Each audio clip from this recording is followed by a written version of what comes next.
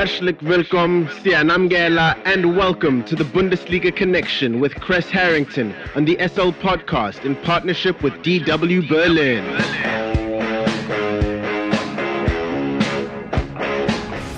It's time for the latest from Germany's domestic football league, the Bundesliga, and more. For that, we're joined by Chris Harrington from our partner station Deutsche Welle in Berlin, Germany. Chris, Bayern have looked a bit shaky in January so far.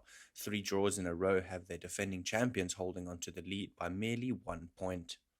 Yeah, that is the absolute truth. Only 1 point separates Bayern and the rest of the pack. We've seen a rough patch from Bayern before. Once earlier in August, they had 3 successive draws, and now 2 of the 3 draws have come against sides outside of the top 4.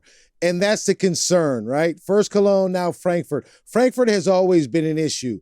You see Leroy Sané got the defending champions ahead, but then Frankfurt looked dull. It looked like Bayern were the dominant side, but then it was Diachi Kamada who subbed in, and then things changed a lot in the lean towards Frankfurt's side.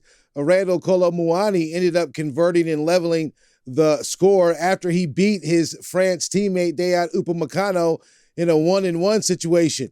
And then the equalizer was there. It was done and dusted. And then that pretty much closed out the 3rd successive draw in a row by Bayern Munich. But the reality is it's very tough right now when you look at, the situation that Bayern's dealing with. They are dealing with injuries. They just brought in a new goalkeeper and so forth in Jan Sommer. And then he's conceded a goal in every single match. And then the offense on Bayern's side has not been that electric as of late. Julian Nagelsmann had some words, the obvious. He stated the obvious. You need to be able to play big games. You also have to play the small ones in a way that you have a good psychological point of view. Basically you have to stay focused when other things are bigger in the future. And he's referencing PSG. That's a big clash for Bayern Munich coming up. There's no doubt about that. But then they've been, letting things slip, and other teams are taking advantage. We have to wait and see, what Bayern have. The injuries I mentioned before, between the posts, I think is their most important missing piece. That's Manuel Neuer. He is the captain, and he typically holds the defense down, but they're going to have to get things together.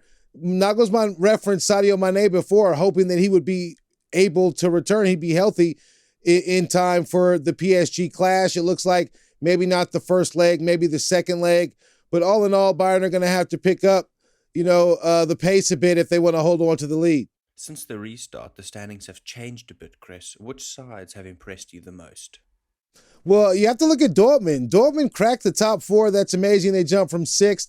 They had 3 straight wins, but when you look at those wins, they're tight margins. They're only beating teams by 1 goal. Their most recent victory came over Bayer Leverkusen on Sunday that got them into the top 4, but none of those teams have been in the top half of the standings that Dortmund have succeeded against. I thought Sebastian Haller would be a boost of electricity for the club. He did provide an assist in one of those victories, but the team needs to do more. They're going to have to do more. They have a really important fixture coming up.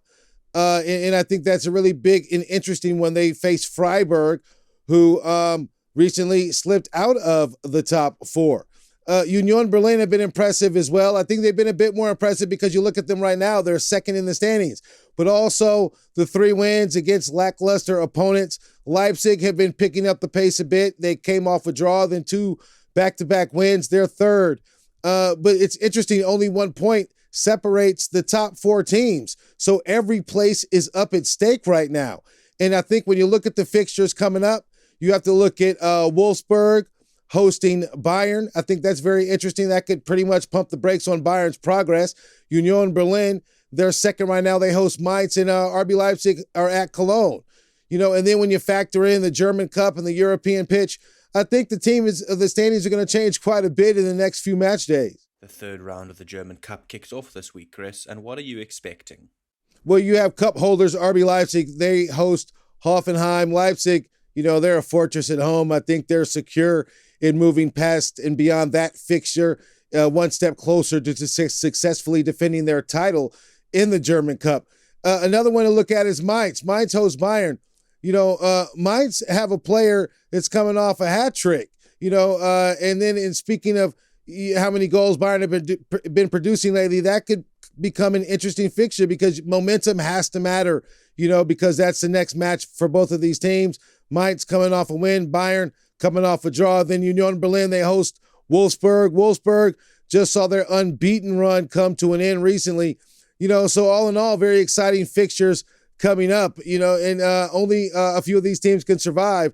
I think a lot of eyes would be focused on Bayern Munich because they were ejected prematurely out of this competition last year by Gladbach. 5-goal. They were beat down miserably in that competition. Nagelsmann talking about bouncing things around.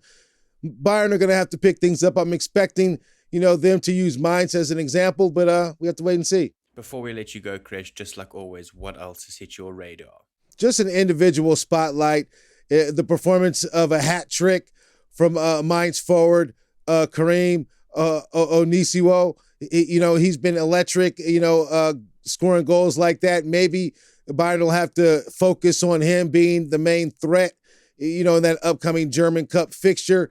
But he's electric. And in terms of goal scorers, Christopher Nkunku's on the bench, and now he's been surpassed. Niklas Füllkrug from Werder Bremen now leads the scoring sheet, in the Bundesliga after scoring a brace this past match day.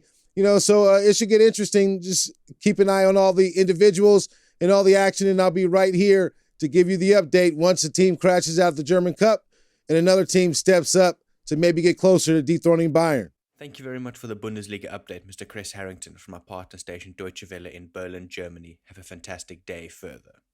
Dankeschön und auf Wiedersehen. The Bundesliga Connection is a team effort driven by the following incredible individuals. The show is hosted by Aidan Hewitt and Chris Harrington. It is produced by Chris Harrington. It is edited by Aidan Hewitt and Uli Presch, and graphics are provided by David Scullard.